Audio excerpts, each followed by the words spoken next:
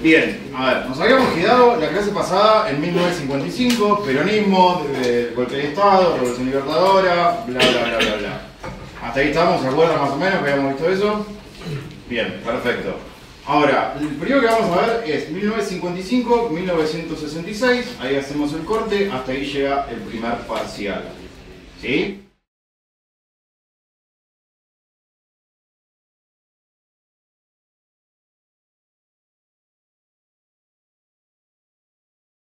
Bien, vamos primero con una cuestión internacional, porque esto es para entender ciertos cambios que hay, tanto a nivel global como a nivel teórico, y cómo van a empezar a replicar. Primero, esta etapa que vamos a ver es una parte de lo que se conoce como los años dorados del capitalismo, ¿sí? Es esta imagen en la que mejor resume esto que es la fábrica, la producción, la familia unita, la casa, el perro, los hijos, etcétera, etcétera, etcétera, ¿sí? Entonces, durante estos años, que van a ir entre el 50 y el 73, después, aunque nosotros hoy cortamos al 66, esto llega hasta el 73, son los años del estado de bienestar, el estado que, como vimos con el peronismo, no era algo que se le ocurrió a Perón, sino que era una cosa a nivel global, el estado que da seguridad social, salud, educación, algunas porciones de trabajo, obra pública, etcétera, etcétera. ¿Estamos? Bien. Entonces, dentro de este mundo vamos a ver tres tipos de ideas que van a tratar de pensar este mundo. Una va a ser el estructuralismo latinoamericano. Esto va a salir impulsado desde la CEPAL, Comisión Económica para América Latina, que depende, y el Caribe, que depende de la ONU. La cabeza de esto va a ser Raúl Prebisch, este señor de acá, que saben es el que creó el Banco Central de la Argentina, fue su primer presidente, bla bla bla, nuestro famoso, nuestro Keynes, si se quiere. A ver, algunas concepciones clave de esta teoría va a ser la noción de centro-periferia, ¿sí? Un centro industrial desarrollado financieramente también, que son algunas potencias militares, Estados Unidos, Gran Bretaña, Francia, con una periferia pobre, sin desarrollar o con poco desarrollo, que generalmente produce materias primas.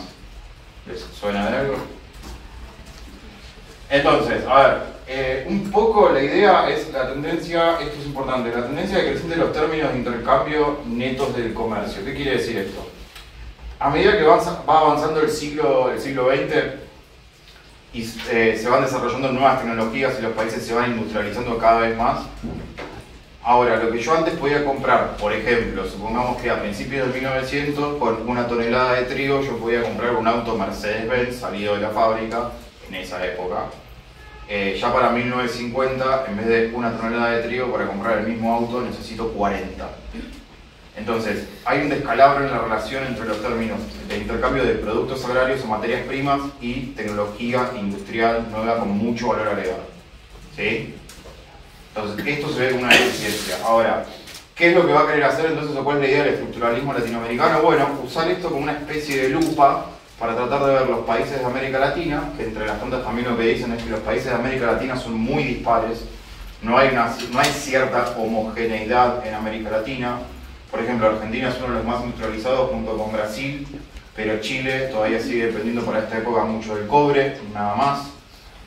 No sé, México, no sé si alguno conoce la historia de México, México es un quilombo por todos lados, es principio del siglo XX tiene una revolución mexicana, Emiliano Zapata, Pancho Villa, supongo que por ahí habrán escuchado alguna vez los nombres, bueno, la situación se acomoda, pero después tienen una cosa que se llama las cristiadas, que son cristianos que matan liberales, o sea, hermosa la historia de México.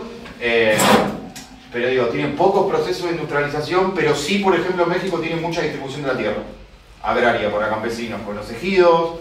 Está Lázaro Cárdenas, que para que se entienda esto, yo, a ver, les digo esto a México para que vean bien la contraparte con Argentina. Lázaro Cárdenas sería como una especie de Perón para México, con muchas diferencias igual, pero para que se entienda más o menos lo que hace la figura de Lázaro Cárdenas. Pero en vez de modelo industrial, Lázaro Cárdenas va por petróleo y reforma de los ejidos, que son como núcleos campesinos, ¿sí? Pero no por una industrialización, ni liviana ni pesada, salvo el petróleo, pero si no, no. Entonces fíjense como Argentina por ahí sí.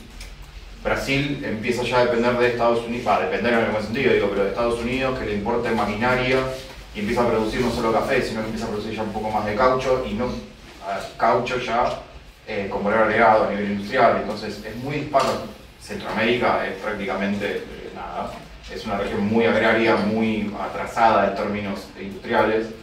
Entonces América Latina es muy disparo. Lo que va a buscar el estructuralismo es tratar de, bueno, esto, de usarlo, es una teoría que se usa como lente para decir, ok, hay que industrializar los países, esos términos del intercambio hay que tratar de reducirlos, hay que tratar de no depender tanto del capital extranjero, no lo ven como algo malo, pero tampoco lo ven como algo neutral ni súper bueno, sí necesario, pero tratan de fomentar más que nada los capitales nacionales, entonces de esa manera achicar la brecha con ese mundo céntrico, o ese mundo centro, o sea, tratar de dejar de ser periferia. ¿Sí? En contraparte a esto, tenemos la teoría de la dependencia. Que la teoría de la dependencia, el núcleo es marxista-leninista, o sea, es bien de izquierda. ¿Sí? ¿Qué va a hablar? Estados Unidos y parte de Europa son imperialistas, han saqueado las naciones de América Latina, África, Asia.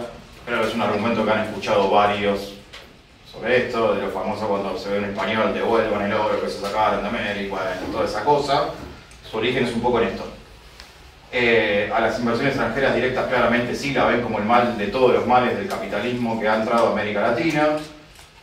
La idea es no depender de la inversión extranjera directa, sí tener un capital nacional, pero tratar de volcar ese capitalismo, semicapitalismo que hay en América Latina, tratar de llevarlo hacia, bueno, un poco un socialismo más aplicado y más real, no como la Unión Soviética, pero sí tratar de ir para el otro, para este lado, sería la izquierda, para este lado. ¿Sí? Entonces tenemos uno que ve al capital extranjero como bueno, no es ni malo ni bueno, es necesario, ya este lo ve como una cosa que es totalmente detestable y que es el peor de todos los males. Ahora, desarrollismo, y en este vamos a hacer hincapié porque este nos compete en la clase de hoy. El desarrollismo, los orígenes teóricos van a estar en Rostow. No sé si han leído Rostow por algo de la economía. ¿Les han tocado? No. Bueno, Rostow tiene un librito que es no, ¿cómo se llama el libro de Rostow? No me acuerdo, pero me acuerdo del subtítulo que decía un manifiesto no comunista. O sea, dentro de la época es para mostrar que en realidad el capitalismo tiene la teoría de motores reactores, motores de despegue, que empieza a analizar desde el capitalismo agrario a fines del siglo XVIII cómo se va transformando en un capitalismo industrial y cómo es la industria que genera valor agregado el motor que va a hacer que una economía despegue. ¿Sí? Que generalmente esa industria que genera valor agregado son las industrias pesadas, acero, hierro, petróleo. ¿Sí? Entonces, el desarrollismo va a tomar un poco el modelo de Rostow, de esto de motores reactores, y tratar de desarrollar industrias para el take-off o el despegue de la industria, como más les guste. El capitalismo extranjero el capital extranjero, la inversión extranjera directa es fundamental, está súper bien vista, porque es lo que va a permitir desarrollar, justamente por eso el desarrollismo, desarrollar esas industrias básicas que se necesitan para impulsar una industrialización fuerte, segura, sana. ¿Sí? Bien. Entonces, acá los máximos exponentes van a ser Arturo Frondizi y Rogelio Frigerio, que Frondizi va a ser presidente nuestro, presidente de la Argentina. Después de la dictadura que derroca a Perón, va a venir Frondizi, que es un poco lo que nos toca hoy. ¿Vamos? ¿Dudas hasta acá? ¿Se entienden claro las tres diferencias? La primera y la dos, ambas apoyan en la industria nacional, digamos, o sea, tienen distintos puntos de vista. Distintos puntos de vista, pero sí, una industria nacional. Sí. Bien, antes de entrar, esto. A ver, también la década de los 50 en el mundo, pero nosotros lo vemos en Argentina, va a ser un parteaguas en el liberalismo clásico. Por un lado van a seguir los liberales clásicos ortodoxos, esos que todos hemos visto, por ejemplo, las políticas de, no sé, ajuste, de, bueno, hay que achicar el gasto, devaluar, ajustar el cinturón. Siguen pregonando por las ventajas comparativas, que ustedes saben que es un término de David Ricardo, instaurado en 1819-20 más o menos es cuando sale ese término. Estamos hablando de 150, prácticamente 150 años después, siguen pregonando por lo mismo. ¿Qué? ¿Se acuerdan qué es la ventaja comparativa? Que deberían producir cada por Dale, dale, vas bien. lo que se especializa, ¿no? Claro, exacto. Aprovechando que sos bueno. Básicamente. ¿Y el resto qué se hace? Importa. Se importa, exactamente. Entonces, estamos hablando de una teoría que tiene 150 años, más o menos 140, en un mundo que está totalmente cambiado al momento que esto sale. Entonces, bueno, quedó un poco vieja. A ver, por otra parte, el liberalismo clásico, el diagnóstico de la inflación sigue siendo una cuestión monetaria, es excesivamente monetario y no ven más que otra cosa que no sea por una cuestión monetarista. O sea, imprimís más guita de la que hay, te genera inflación. Listo, es eso, ¿sí? Ahora, el Estado se ve como algo claramente que tiene que estar reducido a su mínima expresión, lo que ya sabemos, nada más que garantice seguridad, justicia, etcétera, etcétera. Algunas figuras claves que están pero marginadas en Argentina, que van a ser Álvaro del Sogray, José Martínez de Oz y Alberto Venegas Lynch, padre e hijo. Hoy están muy de moda de vuelta, digamos. Ahora, ¿qué pasa? Este liberalismo argentino se va a partir en dos. Esa es la vieja ola, digamos. La nueva ola, lo que va a decir es, espera, todo bien con las ventajas comparativas, pero es una teoría de hace 140 años, tenemos que entrar en un mundo un poco más moderno. ¿Por dónde va el mundo más moderno? Bueno, por industria. Vayamos por industria.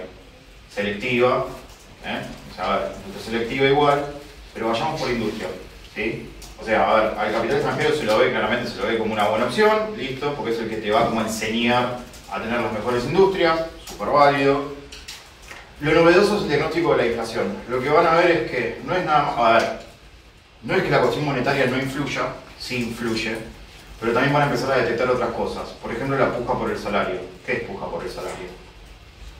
¿Le dan aumento en el trabajo? Bueno, eso es puja. Bueno, si le dan 10 y ustedes quieren 15, eso es puja distributiva del salario. Entonces, eso, en teoría, depende de los momentos, pero se ve un poco que sí, eso en teoría hace correr también la inflación. No es nada más una cuestión monetaria dura y pura. ¿Está bien? Bueno. Rol del Estado.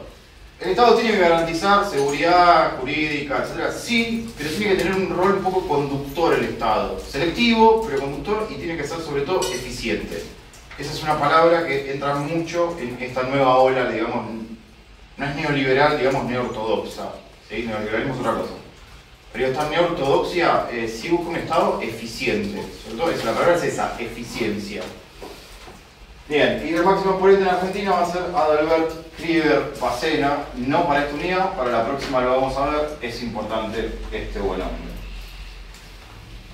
Algunos teóricos del problema del desarrollo argentino, el más que se destacan son, Nacho puso varios, yo voy a elegir dos nada más por una cuestión de tiempo y por una cuestión de que son como me gustan, así que... Marcel Diamant, que es un ingeniero, pero tiene escrito uno que se llama El péndulo argentino. A ver, en resumen lo que habla es que Argentina es un vaivén que va y viene entre políticas, tanto sociales, culturales como económicas. Saben lo que es un péndulo, ¿no?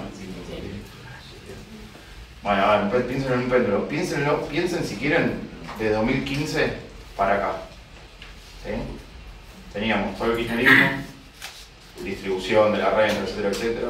Modelo de Macri, que va para el otro lado, pero va muy para el otro lado. ¿Sí? La famosa bicicleta financiera, no hay sector productivo, es más del carry trade, etcétera, etcétera. ¿Sí?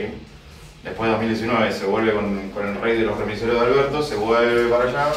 Y sí, chicos, no me digan que no, por favor, es joda. Fue presidente. Se vuelve otra vez para acá, modelo distributivo, etcétera, etcétera, etcétera. Ahora después con Milei se vuelve un poco por ahí más para acá, ¿no? Modelo que busca algo así productivo porque busca inversiones, carry trade, ni entonces no podemos decir que es muy para acá, por ahí sí más para acá. Entonces fíjense que no hay una continuidad de políticas económicas, culturales, sociales, lo que quieran, sino que es más esto, va, bien, va, bien.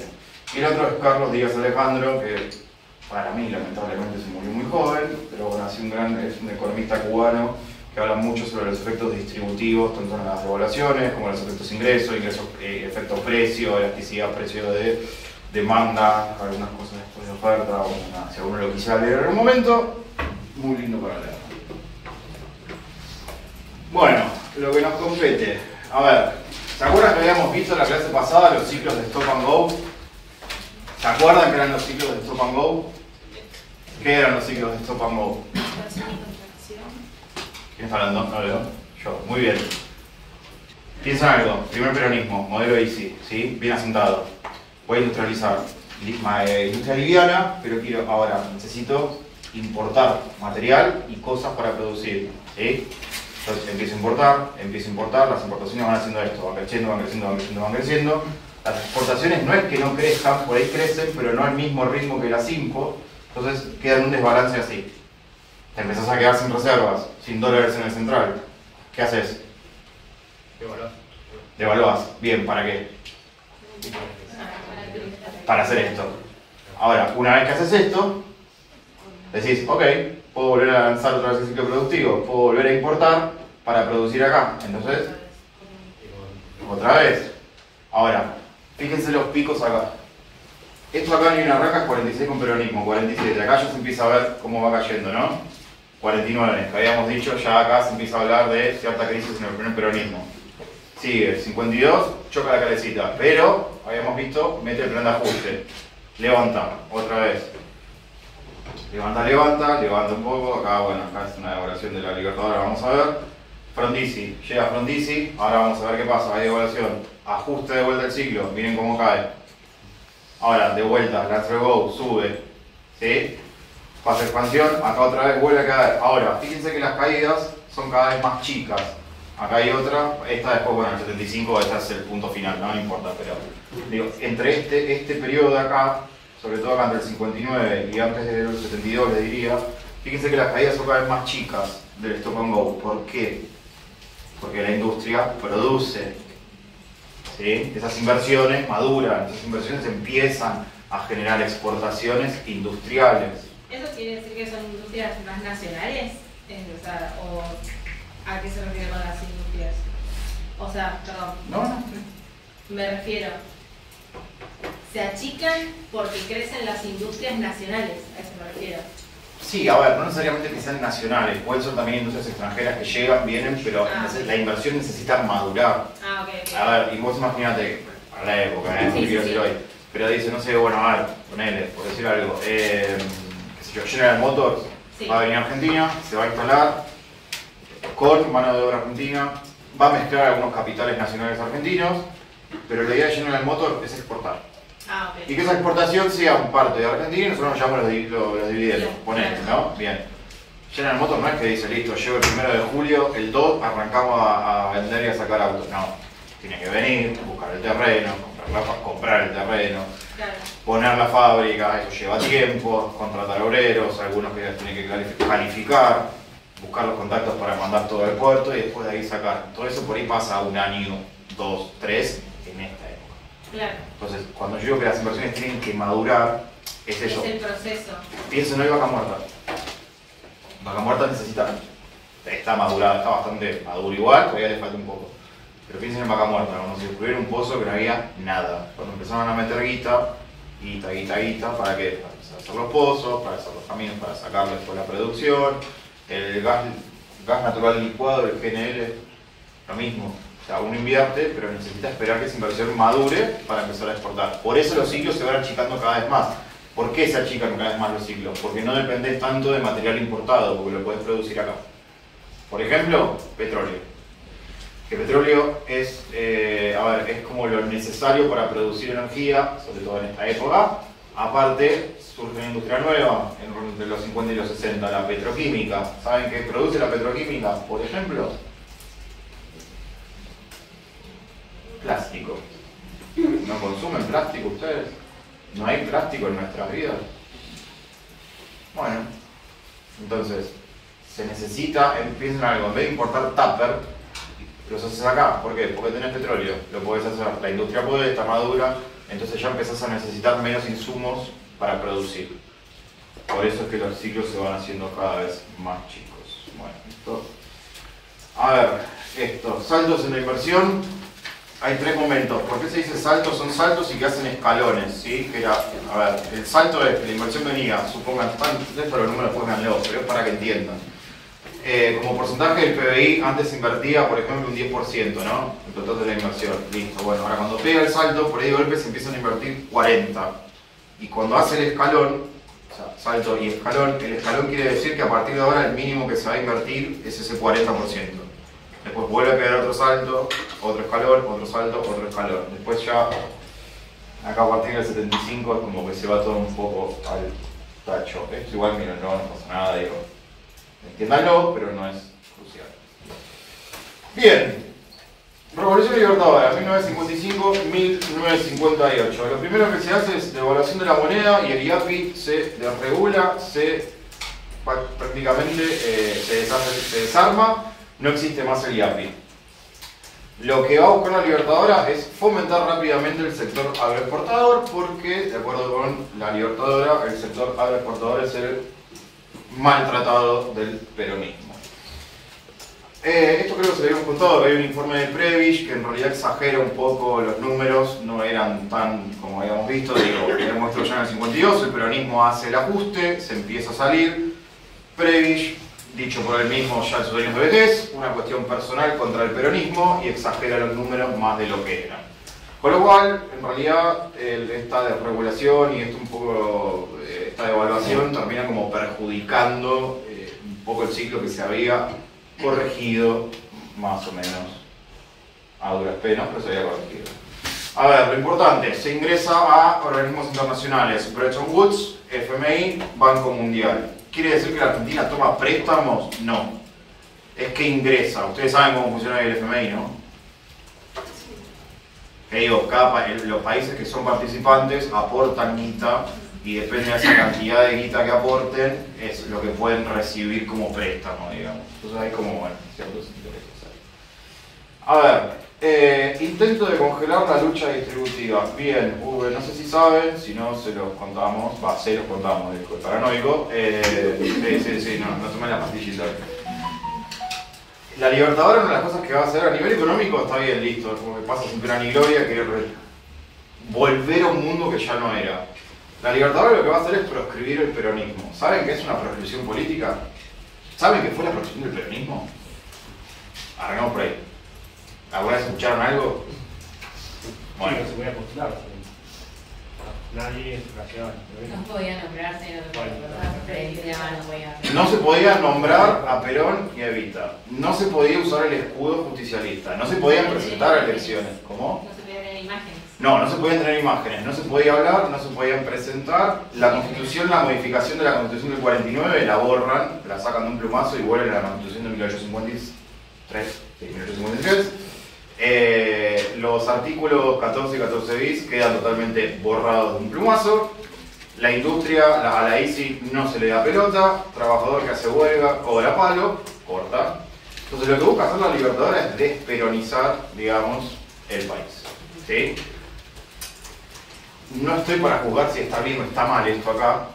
Yo quiero que esto lo entiendan por una cuestión de lo que vamos a ver ahora, que es lo que va a venir, una época bastante convulsa en Argentina, bastante compleja a nivel político, social y económico. Tengamos la triada, ya que vamos a hacer quilombo, tengámoslo bien, dijeron los muchachos. Entonces, bueno, acá tienen, miren, la evolución de la inflación, la variación interanual de IPC, 55, 7,4, ya después empieza a multiplicar otra vez. Esto es con Frondizi, ahora vamos a ver por qué. Después vuelve a caer a niveles más o menos entre el 30 y el 20%. Como verán, siempre fuimos un país de inflación alta, digo, esto no es novedoso para nosotros, no es nuevo.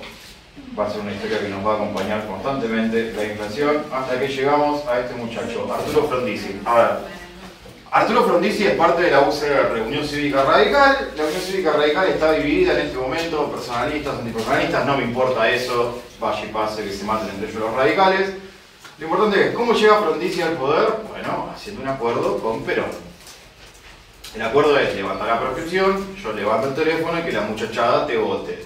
Como no, don Pocho, no se haga problema, listo, la prescripción nunca se levantó igual, pero levantó el teléfono y votaron a Frondizi. A ver, plan de estabilización de 1959, unificación cambiaria y devaluación, lo de siempre un poco. Acuerdo stand-by con el FMI, ¿qué significa? Hago un acuerdo pero no me des la guita, la tengo como para mostrar respaldo, ¿sí? De que Argentina cualquier cosa puede hacer uso de estas reservas para pagar compromisos. La famosa frase del ministro de Economía de Frondizi de hay que ajustarse el cinturón y pasar el invierno. A ver, entonces, como habíamos visto, Frondizi va a venir con el tema del desarrollismo, ¿sí? Entonces va a impulsar tanto la industria pesada del acero como del petróleo. ¿Sí? Ahora, ¿qué pasa?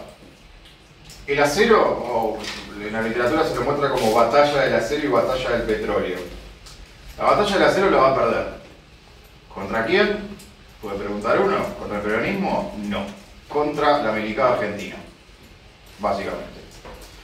Sí le van a dejar el petróleo, con lo cual Argentina, a partir de Frondizi, va a empezar a tener un leve autoabastecimiento de petróleo, lo cual es importante porque significa que no hay que importar petróleo, lo que significa que hay más dólares, lo que significa que hay más energía, lo que significa que puede haber más industria. ¿Sí? Bien, entonces va a sancionar la ley de contratos petroleros, pero, como siempre, problemas en el sector externo porque estos ciclos de stop and go que dijimos, si hay que expandir la inversión, hay que traer maquinaria, hay que importarla, los dólares no alcanzan, el ciclo de siempre. Bien, a ver, entonces, ¿qué le pasa un poco a Frondizi? A Frondizi lo agarran en medio de la Revolución Cubana, 1959. ¿Saben? Me imagino, todos ustedes saben, la Revolución Cubana, Fidel Castro por un lado, la otra figura, el Che Guevara, exactamente. ¿Qué pasa? Se reúnen en la OEA con Argentina, Frondizi se reúne tipo, con el Che Guevara a saludarlo por una cuestión de que es compatriota nada más, solo por eso. Se pueden imaginar lo contento que estaba acá la cúpula militar argentina cuando ve esto, ¿no? Muy contenta. A ver, en el medio Frondizi tiene lo que se llama planteos militares. Se llega a tener 36. ¿Qué son estos planteos militares? Después de que se derroca el peronismo, la cúpula militar va a tomar protagonismo en la política argentina, entonces llega a tener 36 planteos. ¿Sí? ¿Qué quiere decir esto? La cúpula militar va a casa de gobierno. ¿Cómo anda, campeón? Che, esto no lo hagas porque no nos gusta, ¿eh? Vas a traer el comunismo, no seas boludo. No seas boludo. Así que aflojale. Bueno, vale, uno. Mirá que vas a traer el peronismo de vuelta, no sos pelotudo. No traiga los perucas que los cagamos, por favor, que lo que queremos es desperonizar. Sí, ok, bueno, vale. Así 36 veces le tocan la puerta de casa de gobierno hasta que finalmente afuera. Miren esto. Esta parte de acá, importación de combustible. ¿No? Todo este periodo la hice con Perón. Ahora, miren acá, esto es a partir de 60. Ya cuando las inversiones de Frondizi empiezan a madurar. Miren cómo pega la curva, cómo baja. Acá las subidas por la crisis del petróleo, lo vamos a ver otra cosa que viene, esto no importa. Pero digo, miren cómo baja acá bien la curva. Entonces, tener petróleo es súper importante para desarrollar una industria. No solo liviana, no solo pesada, sino una industria que pueda generar valor agregado, que es lo que a Argentina en este momento le está faltando. ¿Sí? En este momento, ¿eh? Bueno, hoy también, pero nada, cosas. Resultado del sector externo, bueno, esto lo pueden ver, la variación de reservas, miren como es como un serrucho, esto es típico de los ciclos de stop and go. Bien.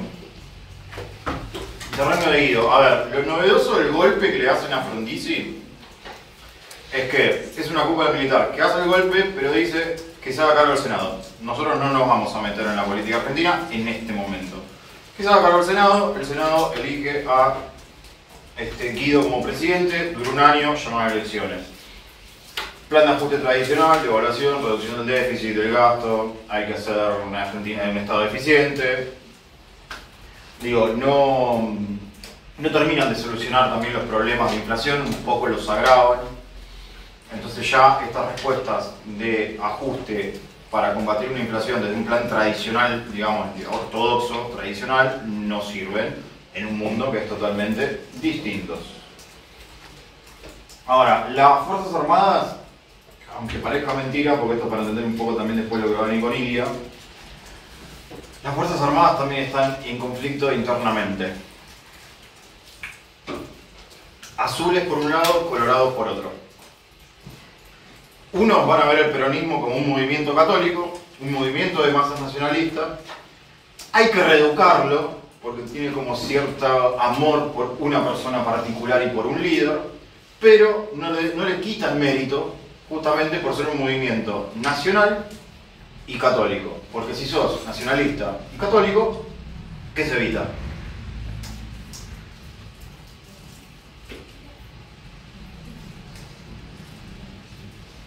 La amenaza roja, chicos.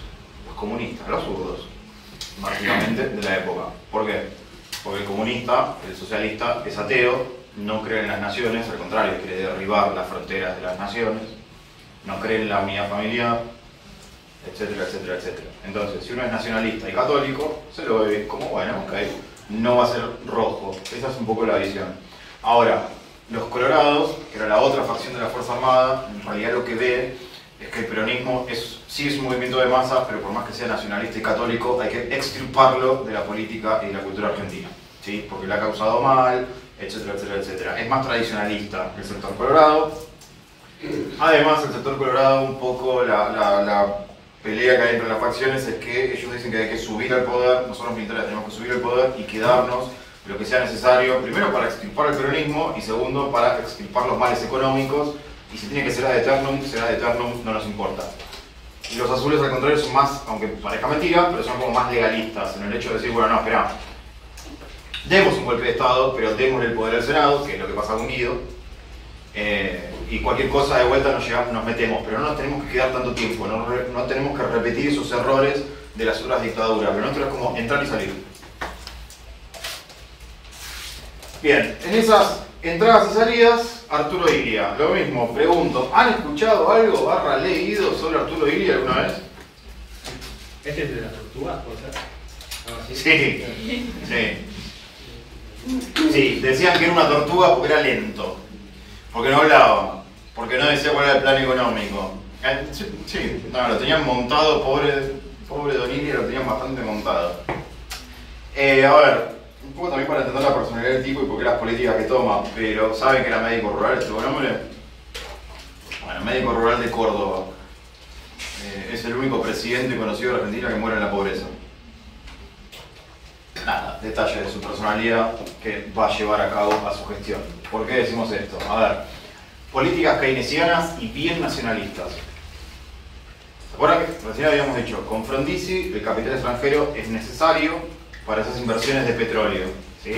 Frondizi va a hacer contratos petroleros para fomentar el desarrollo de la industria petrolera. Illia lo que va a decir es, el gran mal de la Argentina es la inversión extranjera directa, ¿sí? ¿Por qué? Porque viene, saca recursos, consume, se lleva divisas y no deja nada. Entonces, ¿qué va a hacer Illia? Va a cancelar esos contratos petroleros que había hecho Frondizi. Se les paga obviamente una indemnización a las empresas, pero afuera, que se vayan. Entonces, va a tener políticas a favor de los trabajadores, pequeñas y medianas empresas sobre todo, con aumentos salariales. Otra característica del régimen de Illia es que no va a reprimir las exigencias sindicales. Al contrario, bueno, quiere protestar que protesten, no hay problema, es su derecho constitucional, ya se puede imaginar cómo estaba la cúpula en Campo de Mayo cuando empieza a ver estas cuestiones. Bien, la ley poniativa, anecdótica, pero es para que se entienda un poco hacia dónde va, es una regulación de la industria farmacéutica. Siendo médico, el tipo conoce la industria farmacéutica, lo que básicamente dice es, no se están cagando. Entonces vamos a hacer una ley que no es que prohíba, pero sí un poco que regule las industrias farmacéuticas para que den medicamentos baratos que los podían dar, que no haya sobreprecios en medicamentos. Fundamental, ley laboral, ley del salario mínimo vital y móvil. Es con Illia. Vale, el 65. Un poco lo clásico de un estado de bienestar, expansión del gasto en salud y educación. En los primeros 2 años hay un crecimiento del PBI, pero bueno, ya en el 66 van a empezar a pasar cosas. Y sí tiene no es popular en el establishment, digamos, nacional argentino. Hay rechazo también del sector trabajador, porque lo que dice es, todo bien con vos, negro, pero no estás levantando la prescripción, no se puede presentar el partido peronista de vuelta a elecciones, con lo cual tienen los sindicatos en contra, los trabajadores en contra, los medios que lo tildan de tortuga, de tibio, de que no habla, de que no da lineamientos. En el medio se le muere el ministro de Economía, con lo cual, ¿qué carajo va a pasar ahora? No sabe. Viene otro ministro, lo mismo, lo acusan de lento, que no habla, que no da medidas. Parte de la sociedad civil también lo tiene medio montado como diciendo, es viejo, está cagá, no sirve. Sí, no, sí, nosotros nos reímos, pero sí, a ver, hay publicaciones de, creo que es Clarín o Libre, no me acuerdo, es una revista, que lo dibujan como una tortuga. Lo dibujan como una tortuga y le dicen, ¿y el plan para cuándo? Entonces, en el 66 no es sorpresa el golpe de Estado cuando lo derrocan a Iliga. Al contrario, la sociedad civil celebra ese golpe de Estado, muy contenta. Porque bueno, se fue el viejo, ya está, por fin. ¿Por qué no levantó la prescripción si las políticas eran más o menos unidas entre ellas? No sé. Misterios de la vida. No, a ver, no dejan de ser radicales. Y no, al peronismo no lo ven con muy buenos ojos.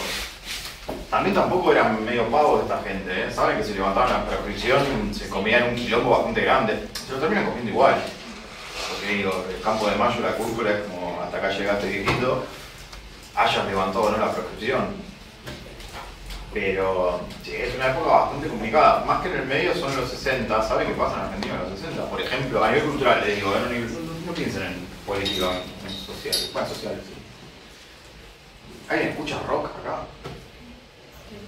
Bueno, son los primeros movimientos de rock argentino. Papo, Spinetta, los principios muy tímidos de Charlie, va a aparecer en escena ya a mediados de los 60 muy tímidamente, Nevia. Digo, hay movimiento de contracultura en Argentina, hay movimiento hippie en Argentina, que es muy fuerte, sobre todo en la juventud. Ahora, pienso en cómo se va a ver esto desde los sectores tradicionalistas.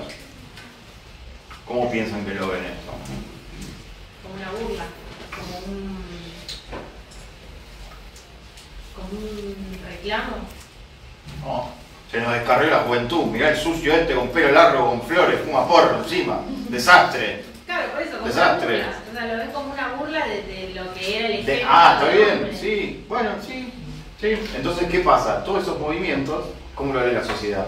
Toda esa mierda trae el comunismo. ¿Y dónde está el comunismo encima? ¿Dónde están todos estos hippies? En filosofía y letras. En la UBA. Están en la UBA. En la UNSAM todavía no se creó. Pero ¿cuál es esta visión? Todos estos hippies, todos estos sucios están en la UBA. Estudian medicina, veterinaria, filosofía, historia, sociología. Algunos estudian economía, los atrevidos. Entonces, ¿cuál es un poco la excusa también porque se hace el golpe de Estado y por hacer un poco la excusa de la dictadura que va a venir? ¿Cuál es un poco la excusa? ¿Qué es lo que dicen? Las universidades son un caldero, un hervidero marxista, hay que intervenirlas y por lo bajo y cagar a palo a todos estos hippies. Es un poco la excusa, ¿no? Hay todo un movimiento a nivel internacional un poco que avala esto. Saben que en el 64, 65 a nivel internacional explota Vietnam, guerra de Vietnam, Estados Unidos protegiendo la libertad de Vietnam del Sur contra los comunistas del norte. Bueno, entonces los yanquis están medio paranoicos y ven comunistas por todos lados. Entonces el gobierno que pelee contra los comunistas se los caen a palo, o pseudo comunistas, el gobierno que los gringos avalan. Raro que alguien que es un exponente de la libertad y la democracia avale dictaduras, para pensar nada más. Bien, todos estos cúmulos son como excusas que van llevando para derrocar a Iliga. Ahora, en toda esta época asistimos a los inicios dorados de la industrialización por sustitución de importaciones. Si bien hay inestabilidad política, que la hay, porque o sea, piensen que están entrando y saliendo entre dictadura, democracia y dictadura, democracia, la industria más lo viene a los ponchazos, pero va creciendo. Porque Frondizi con las inversiones que hace van creciendo. Iliga, si bien está en contra del capital extranjero, está en contra del capital extranjero, pero prefiere un capital nacional que lo suplante. No es que dice, no quiero capitales directamente, no es que el capital es el mal del mundo. No, al contrario, quiero desarrollar un capitalismo nacional, una burguesía industrial nacional quiero desarrollar. Entonces, ¿se desarrolla? Sí. Fíjense, por ejemplo, en el periodo hasta antes del 57 se producían más o menos 28.000 autos, ¿no? Más o menos. Para el 66 se producen 196.000, que si no me fallan las cuentas es por 7. ¿No? ¿Puede ser? ¿Más o menos? 7, 8. Bueno. Ahora, la tasa de crecimiento sí se mantiene constante, si bien hay oscilaciones, hay un crecimiento sostenido de la industria en Argentina durante este periodo. ¿Sí? Miren la participación en el PBI, por ejemplo. Esto es en el 46, 21%, 28, 30. Acá tienen algunas indicaciones de manufactura, no importa, esto después lo ven. Y hasta ahí se llega, básicamente. Bien.